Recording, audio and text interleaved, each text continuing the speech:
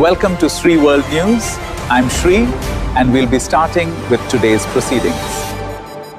Sri world செய்திகளுக்கு உங்களை வரவேற்கிறோம்.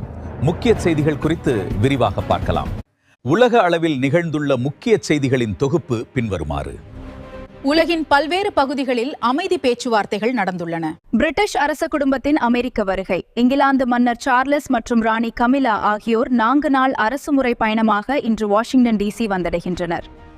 இங்கிலாந்து அமெரிக்க உறவுகளை மேம்படுத்த இந்த பயணம் உதவும் என்று அமெரிக்க ட்ரம்ப் தெரிவித்துள்ளார். அமெரிக்காவில் துப்பாக்கிச் சூடு மிரட்டல். ட்ரம்ப் நிர்வாகத்தின் அதிகாரிகளை இலக்கு வைத்து ஒரு துப்பாக்கிதாரி செயல்படக்கூடும் என்று அட்டர்னி ஜெனரல் எச்சரித்துள்ளார். வங்கிகள் விடுமுறை. ரிசர்வ் வங்கியின் காலண்டர் படி ஏப்ரல் 27 முதல் மே 3 வரை வார இறுதி மற்றும் சில விடுமுறைகள் காரணமாக வங்கி சேவைகள் பாதிக்கப்படலாம். ஜப்பான் காட்டுத்தீ.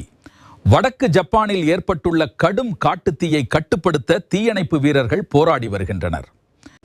இந்தியா நியூசிலாந்து வர்த்தகம். இந்தியா மற்றும் நியூசிலாந்து இடையே சுதந்திர வர்த்தக ஒப்பந்தம் கையெழுத்தாக உள்ளது. ஒடிசாவின் பிரம்மபூர் ரயில் நிலையத்தை 300 கோடி ரூபாய் செலவில் மத்திய அரசு மேம்படுத்த திட்டமிட்டுள்ளது. இது பயணிகளுக்கு நவீன வசதிகளை வழங்க உள்ளது. இத்துடன் இன்றைய உலக செய்திகள் நிறைவடைகின்றன.